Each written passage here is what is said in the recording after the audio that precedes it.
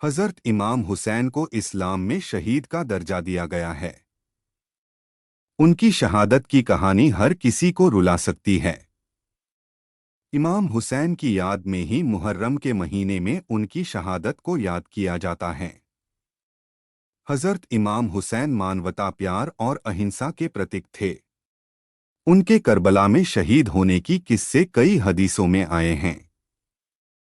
आज के इस आर्टिकल में हम हज़रत इमाम हुसैन के बारे में तफसील से जानेंगे। उनके जन्म, उनकी कहानी और करबला के किस्से को बताने की कोशिश करेंगे।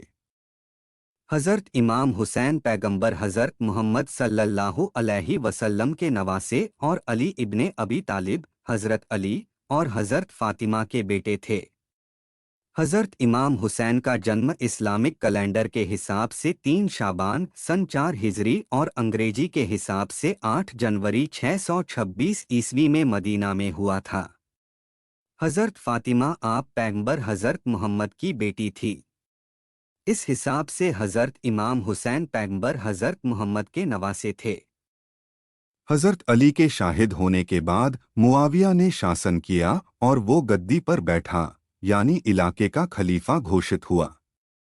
उस वक्त हज़रत अली के बेटे हज़रत हसन और हज़रत हुसैन ने अपने वालिद की हत्या के बाद मुआविया के शासन को स्वीकार लिया था, लेकिन मुआविया की मौत के बाद उसका बेटा यजीद सत्ता हासिल करना चाहता था, जो कि बहुत क्रूर और अत्याचारी शासक था। मुआविया की मौत के बाद इलाके के लोग हज़रत इमाम हुसैन को खलीफा बनाना चाहते थे, लेकिन यजीद ने लोगों में दहशत फैलाकर और पैसा देकर इलाके पर कब्जा कर लिया था। सारे लोग यजीद से डरते थे, लेकिन हज़रत इमाम हुसैन उससे बिल्कुल बेखौफ थे। हज़रत इमाम हुसैन इंसाफ पसंद इंसान थे। हज़रत इमाम हुसैन बहुत बड़े इबादत गुजार थे।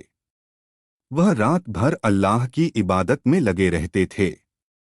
दिन में वह इलाके में रह रहे गरीबों की मदद करते थे। उनके हमदर्द बनते थे, उनकी खुशियों में शरीक होते थे और खुशियां बांटते थे। बाकी वक्त वह इस्लाम के प्रचार में निकालते थे। उनका एक ही मकसद था कि लोगों की भलाई की जाए।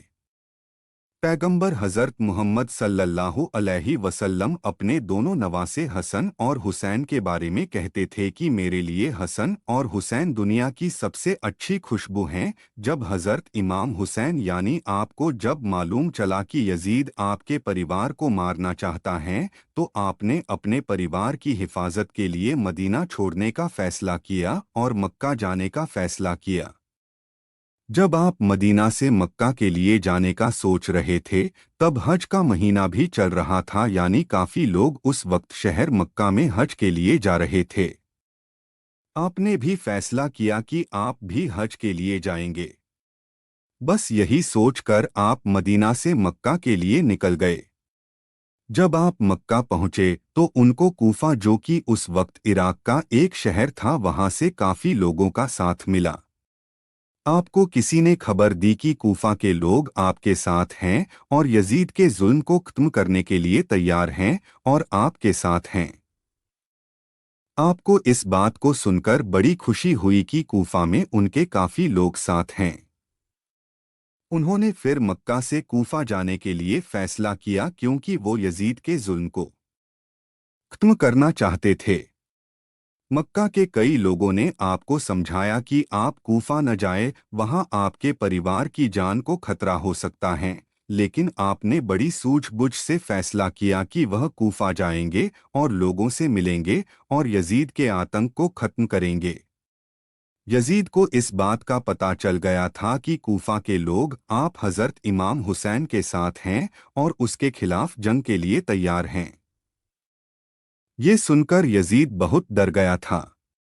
उसे ये डर हो गया था कि अगर सारे लोग हज़रत इमाम हुसैन के साथ हो गए, यजीद की सेना आपको कूफा नहीं जाने देना चाहती थी, इसलिए उन्होंने कूफा के रास्ते पर अपनी सेना लगा दी और इमाम हुसैन के काफिले को कूफा की जगह करबला की ओर जाने के लिए मजबूर किया।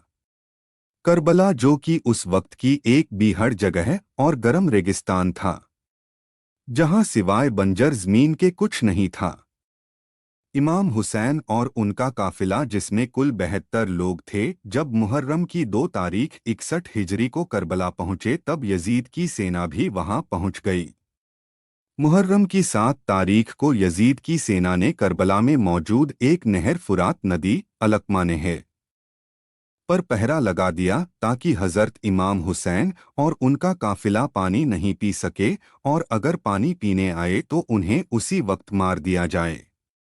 हजरत इमाम हुसैन फिर भी यजीद की सेना के सामने झुकने को तैयार नहीं थे, वह बिना पानी के अपना सफर करते रहे। करबला के रेगिस्तान की इतनी गर्मी में बिना पानी के रहना बहुत मुश्किल था। बिना पानी के हजरत इमाम हुसैन के बच्चे प्यास से तड़पने लगे क्योंकि उनके पास न पानी बचा था न खाना। बिना पानी और भूख के रहते हुए उन्हें 2 दिन हो गए थे। इमाम हुसैन करबला में यजीद से लड़ना नहीं चाहते थे, वह बस अपने परिवार को वहां से निकालना चाहते थे ताकि वह किसी तरह कूफा तक पहुंच जाए। उनको पता था कि यजीद की सेना उनके पूरे परिवार को मार देगी, इसलिए वह सेना की सामने नहीं आना चाह रहे थे। मुहर्रम की 9 तारीख को यजीद की सेना ने करबला में आपके काफिले पर हमला कर दिया। अब आप समझ गए थे कि उनका बचना मुश्किल है। हजरत इमाम हुसैन ने यजीद की सेना से एक रात की मोहलत मांगी ताकि आप मुहर्रम की 9 तारीख की रात अल्लाह की इबादत कर सके, और एक रात की मोहलत मिलने के बाद हजरत इमाम हुसैन, उनके परिवार और काफिले ने रात भर अल्लाह की इबादत की और जंग में फतेह हासिल करने की दुआ मांगी। अगले दिन यानी मुहर्रम की 10 तारीख को जंग का ऐलान दोनों ओर से हुआ। जंग में हजरत इमाम हुसैन के समेत कुल 72 योद्धा यजीद की हजारों सेना के सामने युद्ध करने को तैयार थे। प्यास और भूख की हालत में भी आपके लोगों ने यजीद की हर बात को मानने से इनकार दिया क्योंकि वह यजीद के सामने झुकने से ज्यादा शहीद होकर मरना पसंद करते थे। दोपहर में नमाज के बाद यजीद की सेना आपके काफिले पर हमला कर दिया। हजरत इमाम हुसैन समेत 72 लोगों ने यजीदियों से डटकर मुकाबला किया। जंग में आपके सभी लोग शहीद हो चुके थे, तब अकेले इमाम हुसैन ही बचे थे, यानी आप, बाकी कुछ महिलाएं जिनमें एक आपकी यानी हजरत इमाम हुसैन की बीवी भी थी, वह हुजरे में। तभी अचानक उनको अपने 6 महीने के बेटे अली असगर की आवाज सुनाई दी जो कि 3 दिन से प्यास से तड़प रहे थे। आपके बेटे भूख और प्यास से बेहाल थे। उनकी मां भी 3 दिन से भूखी प्यासी थी। आप हजरत इमाम हुसैन को अपने बेटे की यह हालत देखी नहीं गई और वह उसे अपने हाथों में उठाकर करबला में ले गए। उन्होंने यजीद की सेना को अपने बेटे को थोड़ा पानी पिलाने के लिए कहा, लेकिन उन्होंने पानी नहीं दिया और आपके बेटे के ऊपर तीर से वार कर दिया, जिससे और वह शहीद हो गए। उसके बाद यजीद की सेना से लड़ाई करते हुए आप भी शहीद हो गए। इमाम हुसैन के शहीद होने के बाद उनका घोड़ा जिसका नाम जुलजनाह था, वह तंबू में आया। उसके जिस्म पर खून की निशान थे, वह जख्मी भी था। उजेरे में आते ही वहां मौजूद महिलाएं समझ गई थी कि हजरत इमाम हुसैन शहीद हो चुके हैं। हजरत इमाम हुसैन के शहीद होने के बाद उनके घोड़े जुलजनाह के साथ क्या हुआ, इसका कोई जिक्र या इसका कोई साबुत किताबों में नहीं आया है।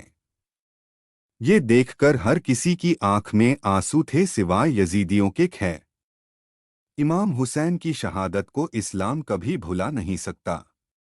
इनकी ही याद में मुहर्रम के महीने में मातम किया जाता है और हजरत इमाम हुसैन और उनके परिवार की कुर्बानी को याद किया जाता है। हमें भी चाहिए कि मुहर्रम के महीने में उनकी शहादत को याद करें। मुहर्रम में ताजिया निकालकर ढोल नगाड़े बजाकर यजीदियों जैसे काम न करें। जितना हो सके भूखे प्यासे लोगों को खाना खिलाएं। मुहर्रम की 9 और 10 तारीख को रोज़ा रखें और इमाम हुसैन की शहादत को याद करें।